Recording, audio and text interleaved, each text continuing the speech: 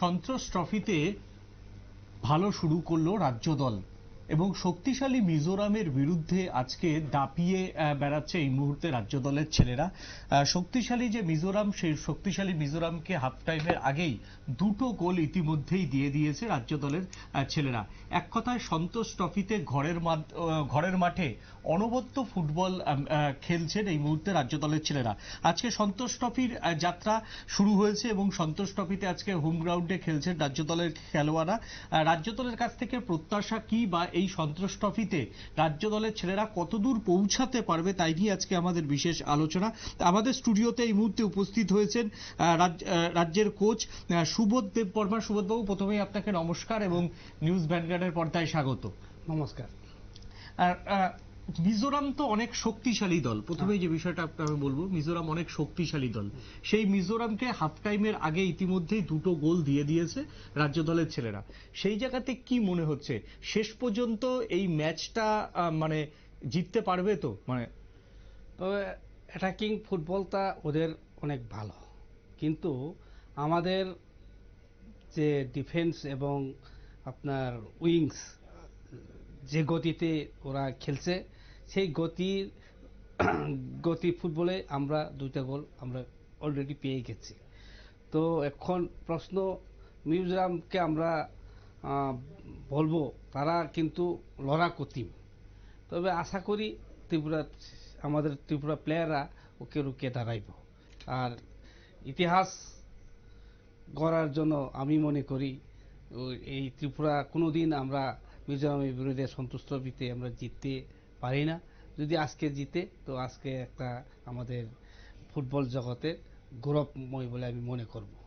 আচ্ছা, এই যে ঘরের মাঠেই প্রথমে দুটো গোল দিল এবং অ্যাটাকিং ফুটবল মূলত রাজ্য দলের ছেলেরা এতক্ষণ পর্যন্ত খেলেছে, এবার কি মনে হয় যে আপনার একটু ডিফেন্সটাকে একটু শক্ত করা, ডিফেন্সে লোক বাড়ানো এবং মাঝ মাঠের মধ্যেই যত বেশি নিজেদের পাসিং ফুটবল খেলে মিজোরাম দলকে আটকা, এই স্ট্র্যাটেজি না? যেহেতু দুটো গোল পেয়ে গেছে, একদম রাজ্য দলের ফুটবলারদের আত্মবিশ্বাস তুঙ্গে, তাই আরো বেশি অ্যাটাক, কোন স্ট্র্যাটেজিতে এখন এই লাস্ট একদম 15-20 মিনিট খেলা হওয়া উচিত বলে মনে করেন? বিশেষ করে যে পজিশনে আমরা প্রথম খেলাটা ধরছে, এই খেলাটা আমাদের ধরে রাখতে হবে। যেমন ডিফেন্সিভ, তেমনি আমার অ্যাটাকিং মিডফিল্ড, এইভাবে যদি ধরে রাখে তাহলে আমরা জয় নিশ্চিত। আজকে পারভেজ ভুঁইয়া মূলত এই দলের একেবারে স্ট্রাইকিং জোনে পারভেজ ভুঁইয়া, তাকে কিরকম দেখলেন? যে একটা স্ট্রাইকারদের তোরা চাপ থাকে, ঘরের মাঠে একেতেই খেলছেন, উমাকান্ত মাঠে খেলছে, এটা কিন্তু সবসময় চাপ থাকে। তারপর শক্তিশালী মিজোরাম, সেই জায়গাতে মিজোরামের ছেলেরা অনেক বেশি দৌড়াতে পারে, অনেক বেশি পাসিং ফুটবল খেলতে পারে এবং মিজোরামের প্লেয়ারদের কিন্তু এই মুহূর্তে স্কিলফুল প্লেয়ার যাকে বলা হয়, তাদের স্কিল কিন্তু অনবদ্য। সেই জায়গাতে দাঁড়িয়ে রাজ্য দলের স্ট্রাইকার এই যে পারভেজ ভুঁইয়া, তার উপর কতটা নার্ভের প্রেশার বেশি ছিল? অনেকটাই প্রেশার ছিল। প্রথম 10 মিনিট যখন খেলা চলছিল, তখন কল্পনাই করতে পারতেছে না যে আমাদের ত্রিপুরা এই জায়গাতে পৌঁছে যাওয়া বা গোলটা পাওয়া। কিন্তু আস্তে আস্তে তারা 15 মিনিটের মাথায় আমরাও খেলতে শুরু করছি এবং আমরা অনায়াসে আমরা গোল পেয়েছি। এবং প্রেশার আমরা যেমন ত্রিপুরা একটু লং পাস খেলছে, ওরা শর্ট পাস খেলছে, কিন্তু আমরা একটা ভালো বল পাইছি, ভালো বলতেই আমরা একটা কর্নার পেয়েছি। এই কর্নারটা খুব সুন্দরভাবে প্লেসিং করছে এবং এই বলেই আমরা একটা গোল পেয়ে গেছি। সেকেন্ড গোলটা, যে গোলটা দুর্দান্ত পাসিং করছে, পাসিং ফুটবল খেলিয়ে, তারপরে যে আমাদের যে উইংস, বিশেষ করে পারভেট, মনে হয় উনিই গোল করছে, আমি দূর থেকে একদম চিনতে পারছি না। তো এটাও খুব দুর্দান্ত গোল হয়েছে, খুব সুন্দর গোল হয়েছে। দেখুন, মিজোরামের মাঝমাঠ তো যথেষ্ট শক্তিশালী এবং তারা আইএসএল খেলছে এবং মিজোরাম থেকে এখন ভারতের ফুটবল মানেই হচ্ছে মণিপুর এবং মিজোরাম। সেই জায়গাতে দাঁড়িয়ে দেখুন, মণিপুরের মাটি এখন রাজনৈতিকভাবে অশান্ত, জঙ্গি সমস্যার জন্য, তার জন্য সেখানে খেলাধুলা অনেকটাই কমে গেছে। কিন্তু মিজোরাম আপাতত উত্তর পূর্বাঞ্চলের একটা শান্তিপ্রিয় রাজ্য এবং সেইখানে আইজল শহর কার্যত ফুটবলের এখন একটা প্রাণকেন্দ্র। এবং তারা অনেক বেশি শর্ট পাস খেলছিল, আমি যতদূর দেখলাম যে অনেক বেশি শর্ট পাস খেলছিল এবং প্লেয়ারদের একটা দৌড় করানোর মানসিকতা ছিল। আছে। সেই জায়গা থেকে কি প্রথমেই কোচ মনে করেছিল যে যেহেতু শর্ট পাস খেলছে মাঝমাঠে মিজোরামের প্লেয়াররা কিন্তু একজনের থেকে আর একজনের দূরত্ব খুব বজলে 4-5 ফুটের বেশি থাকবে না, এই জায়গাটাকেই কি কাজে লাগিয়েছে রাজ্য দল, মানে একটু লং পাস খেললে যে গ্যাপটা অনেকটা বাড়বে এই যেটাই কি নিয়েছে? সবচেয়ে সবচেয়ে সুন্দর, ওরা যখন শর্টফাল খেলছে তো আমাদের ত্রিপুরা টিমরা একটু লং পাস খেলতে শুরু করছে, যার কারণে অনেকটা গ্যাপটা আমরা পেয়ে গেছি এবং সেই গ্যাপে আমরা সুযোগটা সদ্ব্যবহার করতে পারছি। আসল খেলাটা ওইখানে আজকে আমাদের মেন টার্নিং পয়েন্টটা আমার মতে। হ্যাঁ, দ্বিতীয়ত আপনার কি মনে হচ্ছে মিজোরামের প্লেয়াররা তো অনেক বেশি ধারে এবং ভারে এগিয়ে, তারা সন্তোষ ট্রফির জয়ের ব্যাপারে তারা অনেক আশাবাদী ছিল। প্রথম ম্যাচ যদি মিজোরাম হারে, তাও আবার ত্রিপুরার সঙ্গে, বলছেন যে যদি আজকে জেতেন তাহলে একটা ইতিহাস তৈরি করবে রাজ্যের ছেলেরা, সেই জায়গাতে মিজোরামের প্লেয়াররা কতটা ধাক্কা খাবে যদি প্রথম ম্যাচেই তাও আবার ত্রিপুরার বিরুদ্ধে হারে, যাদের বিরুদ্ধে এখনো মিজোরাম কিন্তু হারেনি? তো অ্যাকচুয়ালি এটা বলতে গেলে এমনই একটা হবে যেমন মানে অসম্ভব পরিকল্পনা মতো, যেহেতু আপনারা সবাই জানেন আমরা নর্থ ইস্টে মানে ক্রীড়া জগতে শক্তিত রয়েছে আমাদের Manipur, power house of India. এবং ফুটবলেও যেমন ধরেন আমাদের আইএসএল, আই লিগ এসবে খেলতো বিশেষ করে 45 হইতে 46 জন খেলে বড় বড় ইয়েতে। টোটাল ভারতের যদি এখন লিগ দেখা যায়, আই লিগ বা আইএসএল প্রায় 45-46 জন মিজোরাম থেকেই খেলছে। হ্যাঁ বলুন এবার। তারপরে এই জায়গাতে যদি তারা হতাশা হয় তো আমরা মনে করব এটা ত্রিপুরা রাজ্য প্লেয়ার এবং কোচ এবং ত্রিপুরাবাসী সবাই যেমন একটা কি বলবো বাসাই তো বলার মতো থাকে না, তবে কিছুক্ষণ আমরা ওয়েট করার দরকার আছে। তাদের পাচিংটা কিন্তু অস্বাভাবিক মিজোরামে, মাঝমাঠে স্কিল অনেক বেশি অনেক বেশি এবং তারা মানে passing ability is very good এবং যে কোনো মুহূর্তে যে কোনো অঘটন ঘটতে পারে, খেলা ঘুরতেই পারে, 90 মিনিটের খেলা ঘুরতেই পারে। হ্যাঁ। দেখুন আচ্ছা একটা কথা বুঝবো যে দেখুন ত্রিপুরার পার্শ্ববর্তী রাজ্যই মিজোরাম, সেই ক্ষেত্রে আপনার কি মনে হচ্ছে যে মিজোরাম এতটা বেশি আজকে ভারতীয় ফুটবলে একটা জায়গা করে নিয়েছে, সেই ক্ষেত্রে এখনো এই রাজ্য জায়গা করতে পারলো না? খেলায় জয় পরাজয় তো থাকবেই, খেলায় অঘটনও থাকে, হ্যাঁ, আবার এই রকম জয়ের মাধ্যমেই কিন্তু প্লেয়াররা আরো বেশি করে উঠে আসে। সেই জায়গা থেকে আমাদের রাজ্যের ফুটবলাররা কেন পিছিয়ে, বা রাজ্য ফুটবল কেন এত পিছিয়ে যাচ্ছে? বেসিক্যালি আমরা উন্নত মানের আমাদের প্রয়োজন কোচ, ট্রেনিং প্রাপ্ত কোচ, এবং আমরা এক ধাপ খুব ভালো খেলে আন্ডার 17 অবধি, কিন্তু নেক্সটে আমরা কিন্তু হয়ে যাই, মানে অনেক রেজাল্টটা ভালো পাই না। কিন্তু আমরা ত্রিপুরা রাজ্য অনেকবার আমরা আন্ডার 17 এইসব রেজাল্টটা কিন্তু আমরা অল ইন্ডিয়া লেভেলে আছে, কিন্তু মানে ওই থেকে পার হয়ে যেমন বড় বড় টুর্নামেন্ট যখন আমরা করি তখন আমাদের আমি মনে করি এই বিষয়টা আমাদের কোনো একাডেমি নাই ত্রিপুরা রাজ্যে, একাডেমি সিস্টেম এখনো আমরা করতে পারি না, যার কারণে আমরা সারা বছর আমাদের কোনো প্র্যাকটিস নাই। যেমন ফুটবল মৌসুমে দাগলো আইলো ভালো খেললো ত্রিপুরা রাজ্যে CBA এই টুর্নামেন্ট খেলার পর যার ঘরে তেমনি যায়, কিন্তু ফুটবল নিয়ে আর ভাবনা চিন্তাই একটু কম হয়। আমার বেসিক্যালি আমার আইডিয়া এরকম একটা আছে। বহিরাজ্যে ধরেন আমাদের মিজোরামের কথা বলো, তাদের এইখানে ক্লাব মানে অনেক ইয়ে আছে, মানে একাডেমি আছে ওদের। আমি যা শুনলাম ওরা বাইরে থেকে ইন্ডিয়ার বাইরে থেকেও কোচ নিয়ে তাদের একটা ট্রেনিং চলে, একাডেমি চলে, ওইখানে ভালো ভালো কোচ আছে। তো মিজোরাম পারে, মণিপুর পারে, আমরা পারবো না কেন? এইটাই তো কথা। আমাদের পাশের রাজ্য এতগুলি প্লেয়ার সাপ্লাই হইতেছে, এতগুলি তারা ভালো জায়গাতে ইন্ডিয়াতে দাপাইয়া খেলতেছে, তা আমরা পারবো না কেন? কিন্তু আমাদের প্রয়োজন একটা মানে একাডেমি মনে করি আমি, একাডেমি একদম প্রয়োজন আমাদের রাজ্যে। কোনো এখনো পর্যন্ত এখনো অবধি কোনো একাডেমি নাই। শুধু আপনি বলতে গেলে আপনারা সবাই জানেন ত্রিপুরার যে কিল্লা কিল্লা থেকে একটা পকেট আছে, জম্বুজলা আছে, কিছু সংখ্যক আছে আপনার নর্থ সাইডে দালং সালং। তারাই তো ত্রিপুরা ফুটবলে আমরা করে রাখছি। তো এরকম আরো অনেক জায়গাতে আমরা পদক্ষেপ নিতে হইব, এবং কিভাবে আমরা ট্যালেন্ট সার্চ করে আমরা ভালো একটা মানে পজিশনে যাওয়ার জন্য এই উদ্যোগটা একান্তভাবে প্রয়োজন বলে আমি মনে করি। হ্যাঁ, তাহলে মানে এই যে আপনি বলছেন যে আন্ডার 17 পর্যন্ত খুব ভালো ফল করছেন, তারপরে প্লেয়াররা হারিয়ে যাচ্ছে।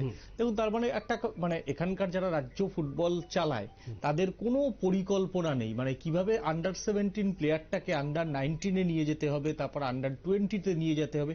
আন্ডার 20-তে যখন একটা প্লেয়ার খেলতে পারবে তখন কিন্তু তার সামনে কলকাতার বড় বড় ক্লাবগুলোর দরজা খুলে যাবে, ভারতের বড় বড় ক্লাবগুলোর দরজা যাবে। এই যে আন্ডার 17 থেকে আন্ডার 20 যে কোনো পরিকল্পনাই, তার জন্যই কি প্লেয়ার হারিয়ে যাচ্ছে?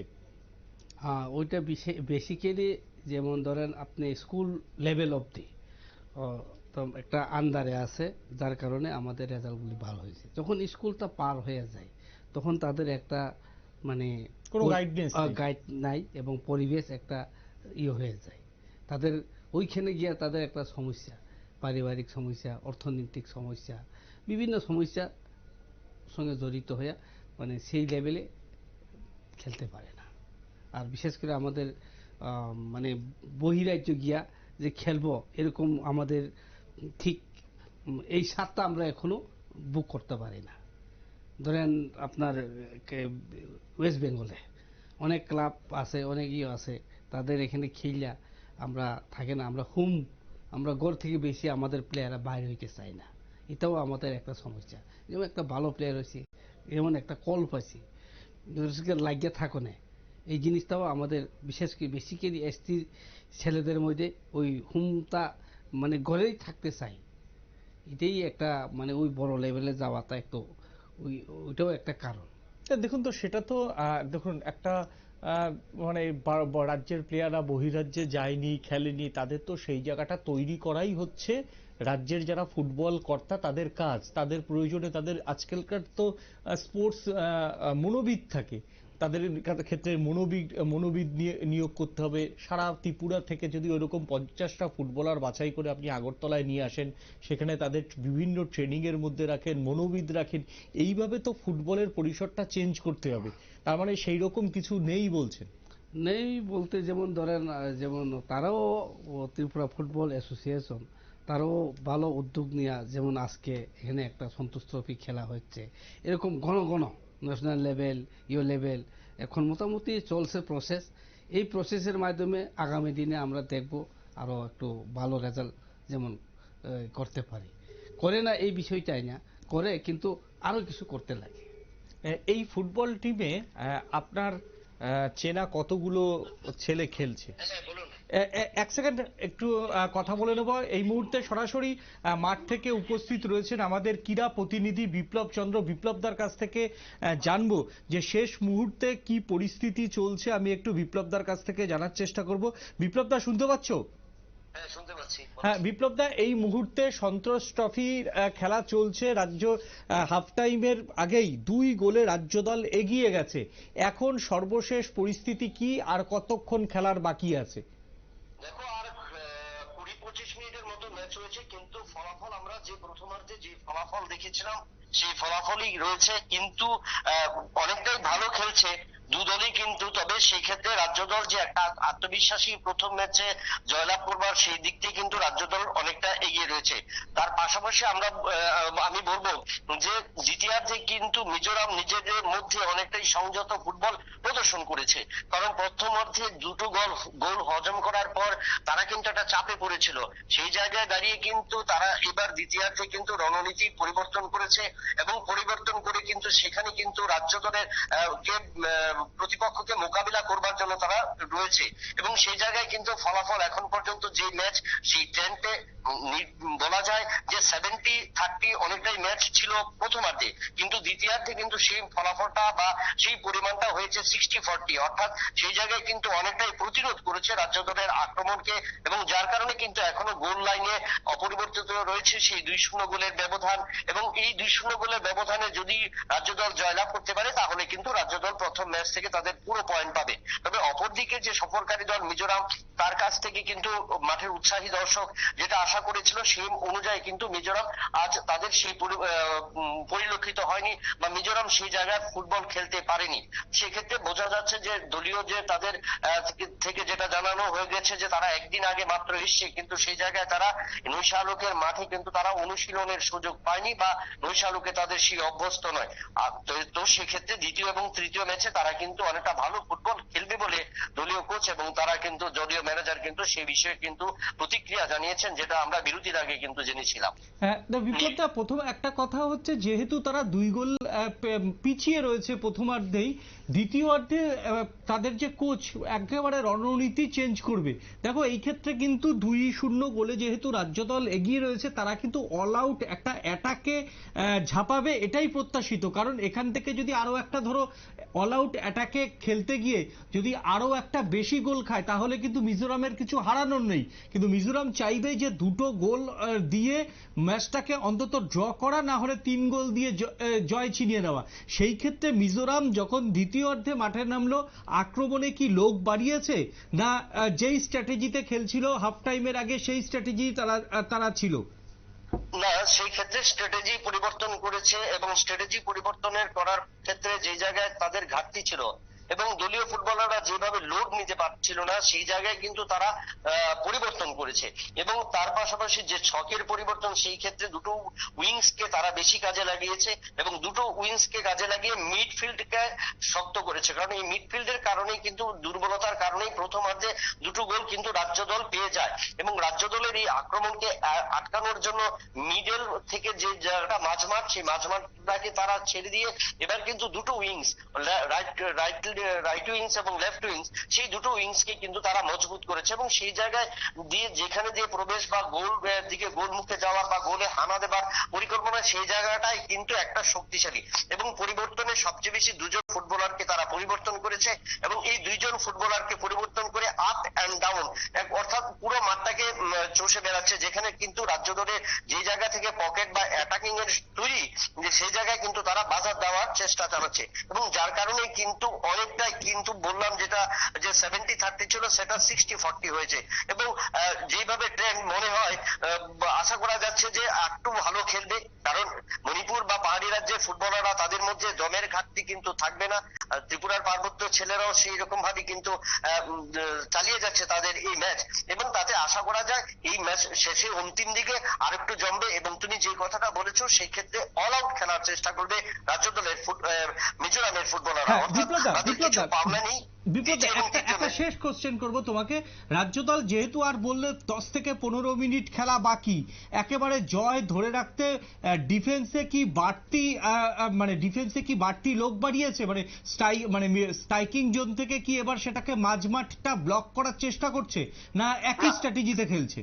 না, একই স্ট্র্যাটেজিতে খেলছে, কিন্তু সেই জায়গায় ক্ষেত্রে নিজেদের আত্মবিশ্বাস বাড়িয়ে ডিফেন্সিভ খেলার কোনোভাবেই চেষ্টা নয়। সেটা কিন্তু দলীয় কোচ ডিকে প্রধান এবং সহকারী কোচ কৌশিক রায় কিন্তু সেটা জানে, কারণ তাদের যে অভিজ্ঞতা রয়েছে অতীতে আমরা দেখেছি যে ডিফেন্সিভ খেলতে গিয়ে কিন্তু প্রত্যেকটি দল সেখানে গোল হজম করতে হয়। সেই জায়গায় নিজেদের ধারাবাহিকতা বজায় রাখার জন্য সেই স্ট্র্যাটেজি, কারণ গতকালকে আমরা যেটা দেখেছিলাম যে রাজ্য দল যখন শেষ অনুশীলন করেছিল এই নৈশালকে অর্থাৎ ফ্লাড লাইটে, সেখানেও কিন্তু স্ট্র্যাটেজি পরিবর্তন করবার ক্ষেত্রে কোনোভাবেই কিন্তু নয় এবং ডিফেন্সিভ খেলার ক্ষেত্রে নয়, অ্যাগ্রেসিভ মুভমেন্টে খেলা অর্থাৎ জয়ের ধারা এবং সেক্ষেত্রে যেন ব্যবধান বাড়িয়ে নেওয়া যায় সেটা কিন্তু লক্ষ্য। এবং এই যে গতকালকের এই পরিকল্পনাই কিন্তু সফল করেছে আজকে কোচ এবং সহকারী কোচ সহ ম্যানেজার। একেবারেই ধন্যবাদ বিপ্লব দা এতক্ষণ আমাদের সঙ্গে থাকার জন্য। এবার যাবো আবারও সুবোধ বাবুর কাছে। সুবোধ বাবু, এই যে যেহেতু 2 গোলে এগিয়ে রয়েছে এবং বিপ্লব দা যেটা বলছিল মাঠ থেকে যে না ডিফেন্সিভ খেলার কোনো রকম চেষ্টা করেনি, আধুনিক ফুটবলে এখন অনেক কোচরাই কিন্তু ডিফেন্সিভ ফুটবল খেলতে চায় না। তার মূলত যে এমনি ক্রিকেটের দাপাদাপিতে ভারতে ফুটবলের জনপ্রিয়তা ক্রমশ হারিয়েছে, বিষয়ে কোনো সন্দেহ নেই। সেই জায়গাতে দাঁড়িয়ে যদি খেলা ম্যারমেরে থাকে তাহলে দর্শক মাঠে আসবে না। এইটা একটা কোচেদের প্রথম চাপ থাকে। থাকে। দ্বিতীয়ত অনেক সময় দেখা যায় যে অ্যাটাকিং ফুটবল না খেললে বিপক্ষ ঘাড়ের উপর চেপে বসে, চেপে বসে। এবং সেখান থেকে যদি একটি গোল যদি মিজোরাম পেয়ে যায় তাহলে মিজোরাম কিন্তু পুরনো ছন্দে ফিরতে পারে। তো সেই জায়গাতে এই কথার মাথায় রেখেই কি একেবারেই তাদের যে ডিফেন্স, সেই ডিফেন্সকে কি ব্যস্ত রাখার কৌশল নিয়েছে রাজ্য দলের কোচ? আমি মনে করি আমাদের ত্রিপুরার যে ডিফেন্স, যতটুকু আমি দেখেছি ওদের যথেষ্ট ডিফেন্সিভ করার আছে, ক্ষমতা আছে, এবিলিটি আছে, এবং এই এবিলিটি নিয়ে তারা শেষ অবধি লড়াই করবে। কারণ যখন আমাদের বেশি আমরা অ্যাটাকিং মানে ডিফেন্সিভ করতে যাই, তখন আমাদের একটা বাড়তি একটা চাপ আছে। এই চাপ মুক্ত করে ক্লিয়ারেন্স, তারা ক্লিয়ার খেলতে চায়, এবং আশা করি দুই একজন ডিফেন্ডার খুব অমায়িক খেলতেছে, কি হেডিং কি শুটিং, ক্লিয়ারেন্সের ক্ষেত্রে অনেক ক্লিয়ারেন্স খুব ভালো ক্লিয়ারেন্স করতেছে। হ্যাঁ, দ্বিতীয়ত আর একটা প্রশ্ন করব যে এই টিমের মধ্যে বুদ্ধদেব বর্মা যে গোলকিপার, তার উপর আজকে কতটা চাপ থাকবে? কারণ যে কোনো বড় ম্যাচে গোলকিপারদের উপর একটা চাপ থাকে, মানসিক চাপ থাকে। সেই জায়গাতে মিজোরামের স্ট্রাইকার তো অনেক বেশি শক্তিশালী, তাহলে বুদ্ধদেব দেববর্মার উপর কতটা চাপ থাকবে বলে মনে হয়? না, উনি তো অ্যাকচুয়ালি আমাদের ত্রিপুরার যে বেস্ট গোলকিপার হিসেবে পরিচিত। এইবার আমাদের সবচেয়ে বড় ক্লাবই বলতে পারি এগিয়ে চলতে খেলে, তার এই চাপ রাখার মতো তার একটা এবিলিটি আছে, এবং দলকে কিভাবে মানে কন্ট্রোল করে, মানে অ্যাডভাইস বা সাউন্ড টেকনিক্যাল দিয়া মানে ম্যাচটা করার তার এবিলিটি আছে। কারণ খেলা তো অ্যাকচুয়ালি হচ্ছে ডিফেন্সকে পরিচালনা করবে কিছুটা গোলকিপারের দায়িত্ব। একেবারে তিনি ইনস্ট্রাকশন দেবেন যে ক্লিয়ারেন্স, ব্লক করা, স্ন্যাচিং করা, এগুলো তো তিনি ক্লিয়ার দেবেন। এবং অলোক জামাতিয়া, বাদল দেববর্মা, রাজীব সাধন জামাতিয়া, সুকান্ত জামাতিয়া, এরা কি আজকে একটা ইতিহাস তৈরি করতে পারবে শেষ পর্যন্ত? আমি আশা করি আজকে যে ম্যাচটা খেলতেছে তারা খুব ভালো খেলবো এবং জয় ছিনিয়ে নিব, এতটুকু আমার কনফিডেন্স। পাশের রাজ্য মিজোরাম খুব ভালো, কিন্তু খেলা তো অঘটন, অবশ্যই খেলাতে অঘটন ঘটতেই পারে। গতকাল প্যারাগুয়ের বিরুদ্ধে সম্ভবত আর্জেন্টিনা হেরে গেছে, এবং প্যারাগুয়ে আর্জেন্টিনা অনেক ডিফারেন্স আছে, অনেক ডিফারেন্স, ল্যাটিন আমেরিকায় অনেক ডিফারেন্স। হ্যাঁ, সেই জায়গাতে একদম শেষ প্রশ্ন যে আপনার এখানে কজন স্টুডেন্ট আছে আপনার একাডেমি থেকে? আমার একাডেমি থেকে বেসিক্যালি 3 জন। বুদ্ধ দেববর্মা মেন গোলকিপার, অলোক জমাতিয়া আমার হাতের গড়া, আর বুদ্ধ অর্ধেকটা আমি পেয়েছি, অর্ধেকটা রাজ্যের ফুটবলের ডেভেলপের জন্য ওনাকে দিয়েছে, এবং উনি ইন্ডিয়া টিমে হয়ে খেলেছে, সেই বাদল দেববর্মা। এখনো তো সন্তোষ ট্রফিতে জয় মানে ত্রিপুরা কোনোদিনও পায়নি, কি মনে হচ্ছে এইবার কি আর মানে দেখুন সিকিমকে যদি মিজোরামকে হারায় তাহলে কিন্তু রাজ্য দলের খেলোয়াড়দের প্রতি প্রত্যাশা মানুষের, ফুটবল প্রেমীদের অনেক বাড়বে। সেই জায়গাতে পরের ম্যাচটা কিভাবে কভার দেওয়ার কথা চিন্তা করবে, কারণ আত্মবিশ্বাস কিন্তু কখনো আরো বেশি ম্যাচ জেতাতে সাহায্য করে, আবার কখনো কিন্তু আত্মবিশ্বাস ডোবায়। তো খেলার আগে যাতে একটা ফুটবলের বাছাই আছে, খেলার আগে যাতে না জিতে, খেলার আগে যাতে না হারে, এই দৃষ্টিভঙ্গি নিয়ে কোচ বিশেষ করে এই ইনস্ট্রাকশনটা দেওয়াটাই ঠিক। আমরা আমাদের যে খেলাটা খেলছি এই খেলাটা ধইরা আমরা খেলতে হইব, তাইলে আমাদের সাফল্য আমরা পাবো। ঠিক আছে, তো অতি আত্মবিশ্বাসী, কিন্তু অনেক জায়গা অনেক প্লেয়াররা আমরা করি, হেরে যাই ম্যাচ। তো এর জন্য যে আজকে যে খেলাটা খেলছি বা আমাদের মানসিকভাবে ঠিক এই প্রস্তুতিটা নিয়ে আমরা আগামী দিনে মাঠে নামতে হবে এবং জয়ের জন্য মাঠে নামতে হবে। একদম হোম ম্যাচ, পরেরটাও তো হোম ম্যাচ, সেই হোম ম্যাচে কি বাড়তি সুবিধা পাওয়া যায়? নিশ্চয়ই, কারণ আমাদের জলবায়ু, তাপমাত্রা সবকিছু থেকে আমরা খাপ খেয়ে আমরা মানসিকভাবে মানে খুব মানে যে আছে আমরা জিতবো, এই বাড়তি একটা এনার্জি আছে হোম গ্রাউন্ডের জন্য। তার মানে আগামী ম্যাচে কিরকম আশা? এই ম্যাচে তো প্রায় যদি বড় কোনো, দেখুন খেলাতে তো অঘটন ঘটেই, বড় যদি কিছু অঘটন না ঘটে তাহলে জয় প্রত্যাশিত, কিন্তু সামনের ম্যাচে আপনারা কি আশা করেন? আশা করি এই সিকিমের বিরুদ্ধে আশা করি ভালো রেজাল্ট করব। আজকে তো মনে হয় সিকিম জিতেছে না, প্রথম ম্যাচে, সিকিম হেরেছে। হেরেছে হ্যাঁ, এই মণিপুরে মণিপুরের এগেইনস্টে সিকিম হেরেছে। আজকে যদি আমাদের ম্যাচটা যদি জিতে, হুম। সিকিমের সঙ্গে জিতে, কিন্তু আমাদের টাফ ম্যাচ হবে মণিপুরের সঙ্গে।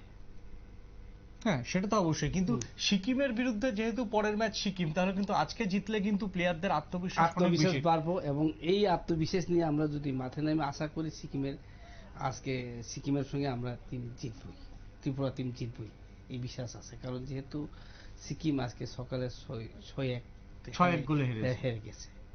একেবারে। হ্যাঁ, কিন্তু তো আপনাদের তাহলে মানে সবচেয়ে টাফ ম্যাচ বলতে চাইছেন মণিপুর। মণিপুর এখন মণিপুরে যদি আমরা ঠিক এইভাবে যদি ধরে রাখতে, তাহলে আমরা এই জুনে থেকে আমরা ত্রিপুরাই মূল পর্বে খেলতে যাব। মানে একটার পর একটা করে এগোতে হবে। হ্যাঁ, অনেক ধন্যবাদ আপনাকে আমাদের স্টুডিওতে আসার জন্য, এবং সন্তোষ ট্রফির যে প্রথম ম্যাচ, রাজ্য দলের ছেলেরা এই কিছুক্ষণ আগে শেষ খবর পাওয়া পর্যন্ত 2-0 গোলে এগিয়ে রয়েছে। তবে আজকে যদি শেষ পর্যন্ত রাজ্য দলের ছেলেরা জয় পায়, আগামী দিনে তারা সিকিমের বিরুদ্ধে নামবে, এবং সিকিম কিন্তু আজকে সকালবেলা মণিপুরের বিরুদ্ধে 6-1 গোলে তারা পরাজিত হয়েছে। এবং রাজ্যের বর্ষিয়ান কোচ তিনি যেটা জানাচ্ছেন সুবোধবাবু, সিকিম কোনো ফ্যাক্টর নয়, আজকে জয় পেলে অবশ্যই ফ্যাক্টরটা হবে মণিপুর, কারণ এই গ্রুপে সব থেকে বেশি শক্তিশালী দল হচ্ছে মণিপুর, এবং একটা দল যখন 6-1 গোলে জেতে, তখন তাদের মানসিক যে প্রস্তুতি বা তাদের সেলফ কনফিডেন্স কিন্তু অনেক বেশি থাকে। তাই তুল্যমূল্য লড়াই হচ্ছে মূলত মণিপুর ভার্সেস ত্রিপুরা, এমনটাই হবে বলে মনে করছেন সুবোধ দেববর্মা। আমাদের স্টুডিওতে আসার জন্য আপনাকে ধন্যবাদ এবং নমস্কার, আপনি ভালো থাকবেন। আমরা আমাদের আলোচনা এখন এখানেই শেষ করছি, এবং আশা করছি যে রাজ্য দলের ছেলেরা শেষ পর্যন্ত লিড ধরে রেখে জয় পেয়ে একটা আজকে নতুন ইতিহাস তৈরি করবে জয়ী হয়ে। নমস্কার, সবাই ভালো থাকবেন।